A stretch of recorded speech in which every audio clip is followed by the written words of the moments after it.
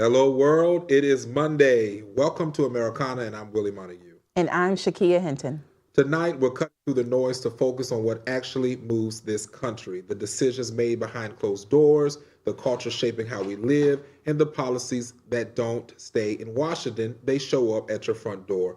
Here, we don't sell narratives, we examine reality so you can decide what kind of nation we're building next. And we definitely need to build a nation. But nonetheless, you already know, buckle up, this is America.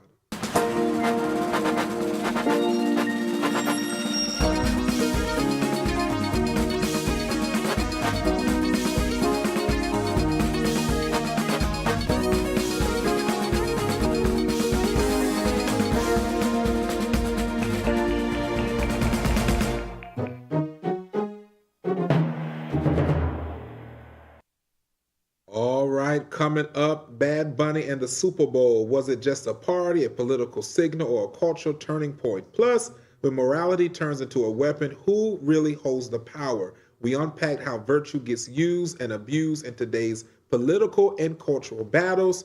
Then, driving while black in America, the lived reality behind the traffic stop. Plus, Miss Maxwell, and you may know her as the fiance of Jeffrey Epstein, and what is she hiding by pleading the fifth?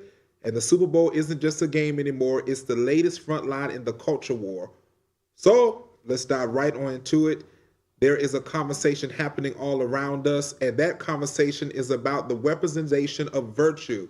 And what happens when it is about character today is often about control. We're watching morality turn into a weapon used to silence dissent, shame opponents, and consolidate power. Whether it's language policing, public callouts, or more outrage campaigns, the question isn't who's right, it's who gets to decide what's righteous and who gets to punish for disagreeing.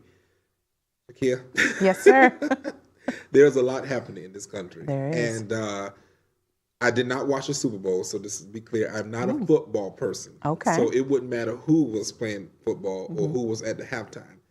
But I made one statement on my Facebook. I know we're going to talk about Bad Bunny soon, but before we get there, this drives me to this point about morality. Like, what is really the moral compass? Like, if we could just have that conversation, because we've had it before, but like, this seems like we're so far gone from just loving thy neighbor.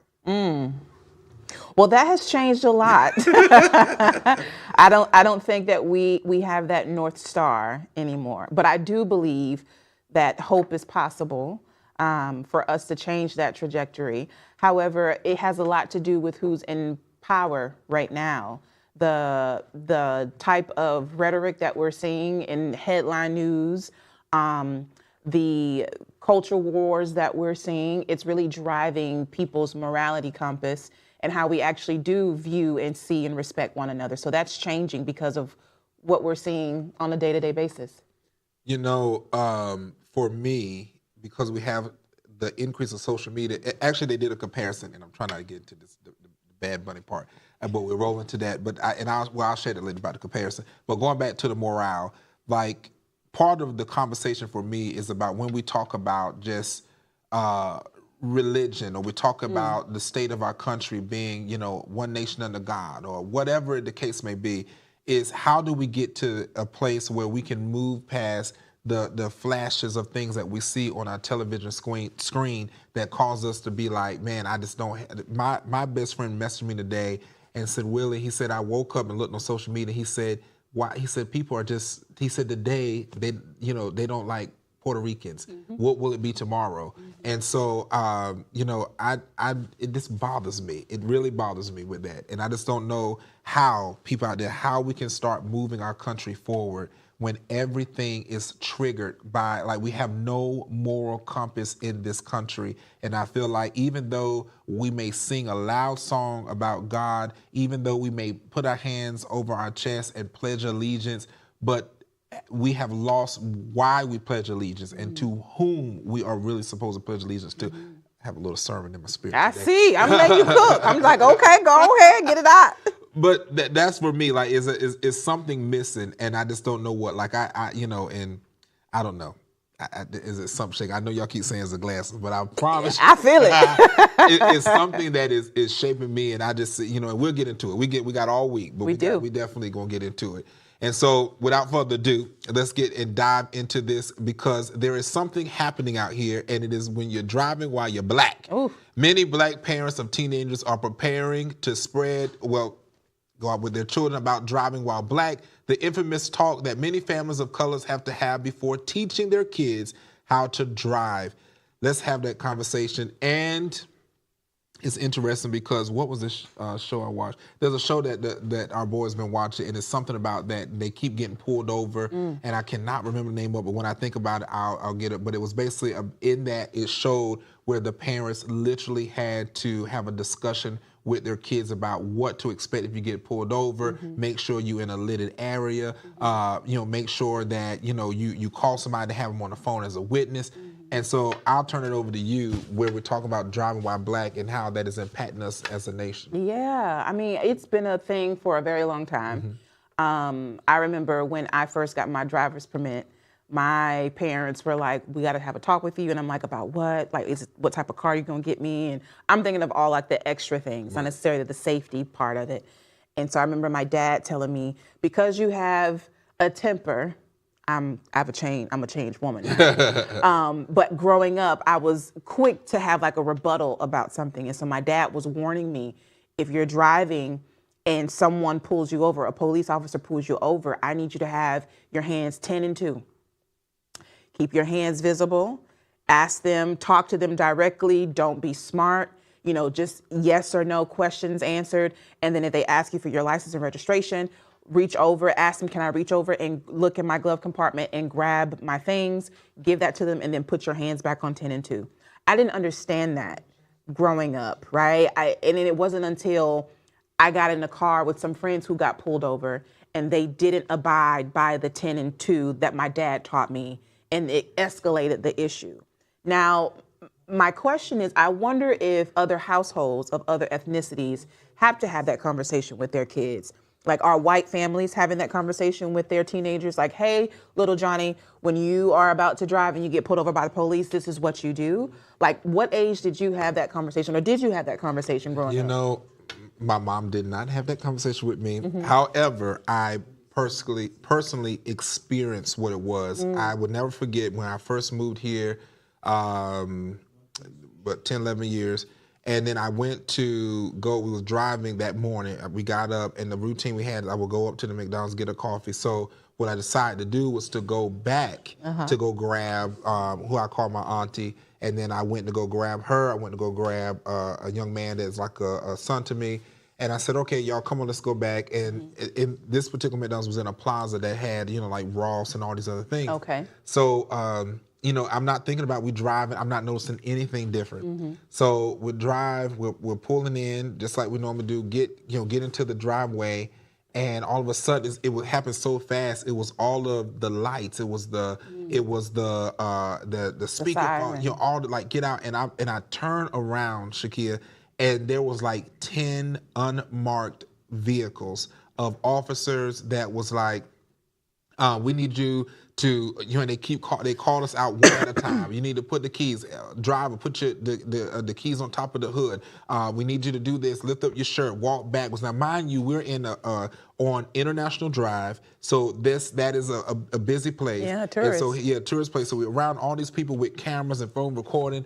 And I thought about, like, why are we going through this? Like, what? And I'm still confused. It was all because someone that was in the vehicle looked like the person that they were looking for from another crime. And by the time they did that, let me tell you how crazy it was that they were so with this. It was, they even held the gun to the car and said, hey, guy in the back seat, you need to get out the car. And I'm thinking there's no one else in the back seat. I said, officer, look, it's a balloon. I had just got a balloon from out of the dollar store. And so it was a balloon, and here they are trying to hold a gun to a balloon. And so I just look at that as, this is very important too. And that was my first experience, but almost every month at that time, I was getting pulled over left and right. Do you think it was because of the type of car you were driving, or because you were driving while being a black man? I think it was a mixture of both, because the car was a car that maybe to them, it was a Dodge Charger. So it was not like it was, like it didn't have any like dark tinted things like that. But I think it was a mixture of both at that time. And then for me, it happened when I was in Oklahoma too, and that was because we had a group of us that was in the car, and they said it. They was like, "Well, why?" I said, "Why are you pulling us over?" And we was in Bible college, so we handed them our license, and they was like, "Oh, this is strange. Why is everybody with different IDs? Maybe you could be fugitive." I said, "So all of us from different states decided to meet in Oklahoma to be fugitives together." And so but it was because we were all of different, backgrounds. We was all just having fun. We wasn't speeding, wasn't doing that. And till this day, they never gave a cause or reason. In fact, they got another call on it and had to leave. So those are things that I've experienced too. That's why I'm not a fan, like I used to be, of saying back the blue, but it's not back the blue no matter who for me. Okay. It's those I'm that glad to hear you say that. It's those that do their job to protect citizens, Sure. and that they uphold the law as well. Yeah. Not just because you're a police officer that you abuse your power to come after those who do not look like you or move the way you want them to move. Yeah. So. And I know we'll probably have to move on soon, but I was never a part of the defund the police. Right. What I meant by that was reallocating the money that most law enforcement officers usually get and have them do better training so that they know how to approach a car and not necessarily profiling someone because of the color of their skin. Right. And so I think a lot of people aren't aware of like their rights as drivers and as passengers. We're seeing a lot of people who are either getting pulled over now, and the passenger is having to give their license and talk to the officer when it's supposed to be the person who's actually driving. So perhaps one day you and I can talk about in further detail, like your rights if you're in a car and what they should expect and what to do and what not to do. Now, one thing I'll tell you before we move on is don't use, what is it that people say, a sovereign citizen, or I'm not part of the United. Don't get me the line. Don't use that, because that does not work. Go People say straight to jail. I'm not a citizen. I'm not of this. Don't do it. Straight to jail. Just pull out your license. What to? Let's move right on. There is something happening called pleading the fifth with the fiance of Jeffrey Epstein, who I think is still alive. Ms. Maxwell has declined to answer questions from a House committee invoking her Fifth Amendment right against self-incrimination. Supporters say this is a fundamental constitutional protection. Critics argue her silence deepens suspicion and shields powerful people from accountability. So this is late and breaking today. Yeah. But this is interesting, because I thought she already went through all the testimony stuff. Didn't she go through something, write something out and said that, or was that just the part for President Trump? That was the first part. Okay, so now she's back and saying she pleaded the fifth. Yeah. That is mighty strange. Ain't it? That is I'm sorry, Ain't you guys, strange. because something. Now I think she's trying to do her best to stay alive, because she know them people is looking After at her, her. and so she's doing her best. Because you got the Clintons have to go and testify. Now she's going to say she's pleading the fifth. But now this is the question, and I by no means this is not. I don't have no legal background with this. How often? I mean, how much of that can you use? When is it that you are not, giving out the proper information? Can you use that all the way? Because if that's the case, how do you try a person of of something you've been charged for if all you can do is plead the fifth the whole entire time? Yeah, that's a good question, and I don't have the answer for that either. So those of you who are lawyers or you're in school to be an attorney, you need to put that in the chat and school us on some things. But I do want to say that she is invoking her fifth, pleading the Fifth Amendment right now. It's like a quid quo pro for her right now, to where she wants to exonerate or protect President Trump, or say that he didn't have anything to do with it if he gives her clemency. So it's kind of like you do know the truth. You are hiding something. So if you want something from the president, if you're saying that you're able to do that for him, if he does this for you, then what are you hiding, Miss Maxwell? Well, this is an interesting. It's a lot. Thing. I how long have we been going with it? Because when was it that they found Jeffrey Epstein? Was it 2019? 2019, and we're still here having this conversation. So this lets you know. Well, this is what I see a lot of people saying. This is on both parties, that it's time for us to just get the answers. And so, because one thing I would say is that our country has had a lack of accountability for a while, and on we both need sides. to start having accountability. Like it's time to say this is what it is, and let let the what they say, let the dice fall where they may, and so that people can say, okay, we cannot control the perception of people. We cannot control the narratives that are out there, but we can tell the truth when necessary, so that in that you are safeguarding the rest of the country and not putting everything at risk, because then it's like, are we setting something in order that the administrations after this, or individuals that are held in contempt or whatever the case may be, that they can do whatever they need to do to just get off because they feel like that's necessary. And now it makes you wonder what else throughout history has been swept under the rug. Now those things we may never hear about. We probably will never know, right? It may never come to light. But it does make you think, is the reason for President Trump's adamant, him being so adamant about providing himself immunity from legal reparations? Like, he has stacked the courts, right? He has different executive orders in place now to where he is literally shielded from any type of legality or any type of accountability. And it makes you think, is it because he was trying to be preemptive and shielding himself from what's coming down the pipeline with the Epstein files? His name is written over, they said it's written more than Jesus' name in the Bible. That's what they say. I'm weak. That's what the people say. I don't know. We don't know. I just seen, who was it that they said was just in there? There's a lot of people. But this is the thing, though.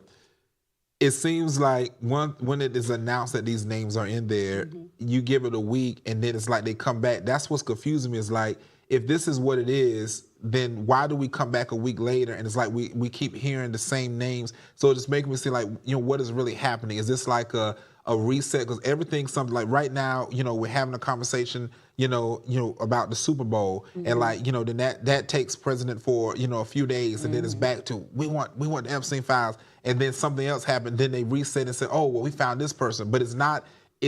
What happened to the other people you saw? Had in there a week ago? Like, did they just, that their case just fall off, and we're not going? I don't think it falls off. I think it's just a tactic for avoidance and a distraction, really, because there's so many things that we can put our attention to, and because Americans are so squirrely nowadays, it takes just anything for us to lose sight of what we were actually fighting for.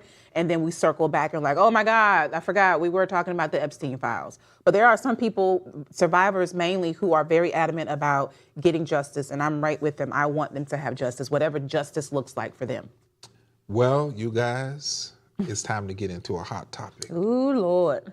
The culture war. The Super Bowl happened last night. As I said, I did not watch it, but I got some comments. Last night, the world stopped to watch the halftime Super Bowl performance of Bad Bunny, a Latin American pop star who performed in Spanish. Now, I want to add a caveat there.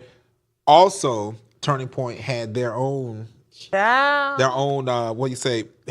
show that included Kid Rock and some others. I didn't see the name. I just know Kid Rock was like the main person there.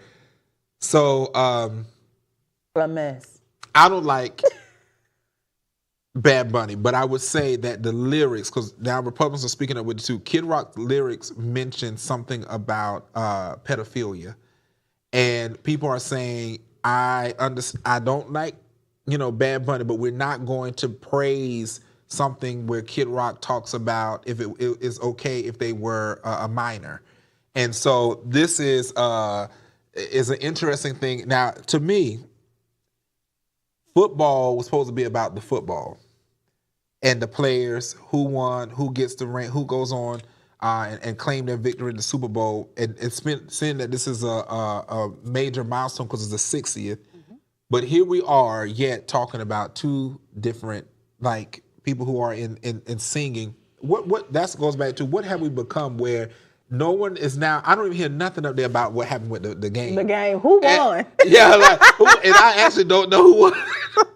I'm sorry. The Seahawks won. Okay, the Seahawks. Yeah. I was like, who actually did win? So I don't even know who won, but we hearing about Bad Bunny and Kid Rock, and now they're competing against, they had 9 million views. Oh, they had 5 million views.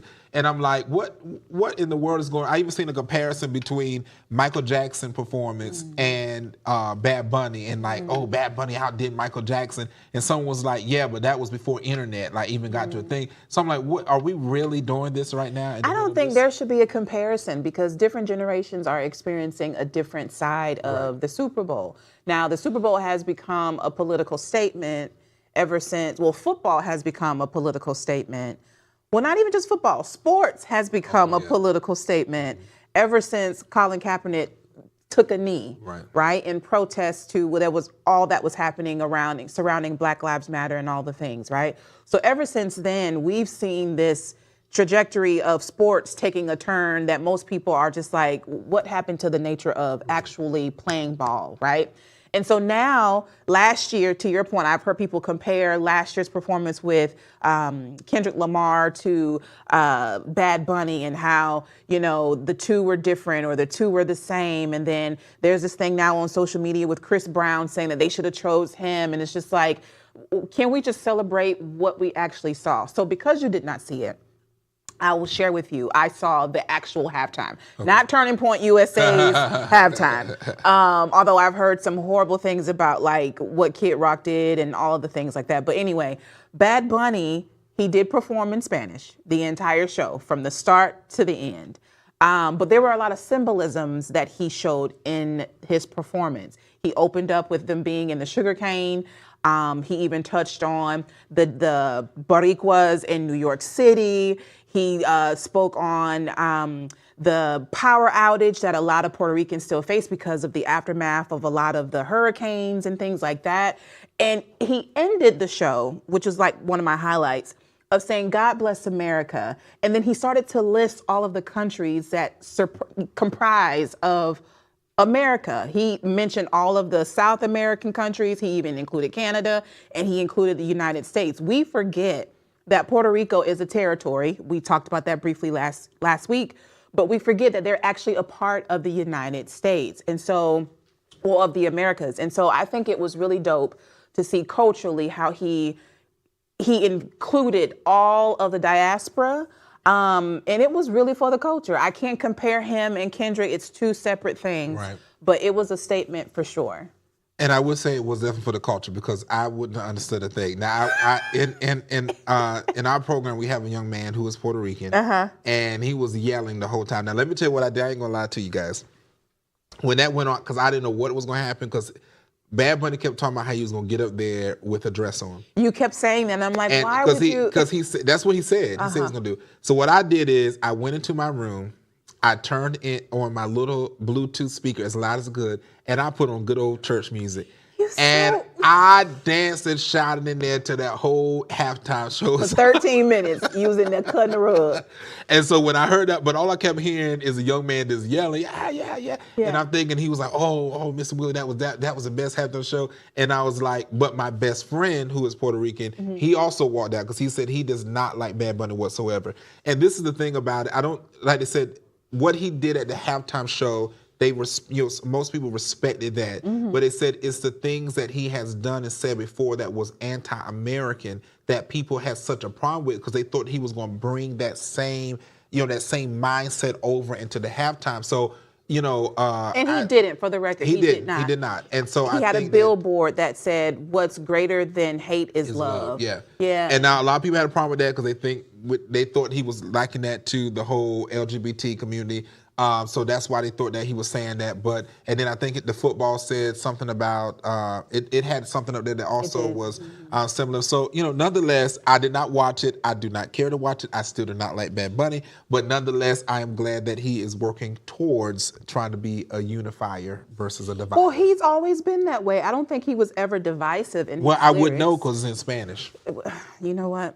This is how I know you ain't take Spanish in high school. It was a requirement for us. Well, now that everything is required to be English, and I praise God. Oh! So our Black History Spotlight today is Fred Hampton, chairman of the Illinois Black Panther Party. Hampton built multiracial coalitions and community programs before being assassinated by the police in the 1969 FBI-led raid at age 21. His quote said, "You can kill a revolutionary, but you can't kill the revolution." power to the people. And I'm channeling him today, as y'all can see. I got my Sheba out today. Well, this has been Americana. I'm Shakia Hinton. And I'm Willie Montague. Thank you so much, guys, for joining us. The future of this country is shaped by what we're willing to face together. We'll see you guys tomorrow right here, same place.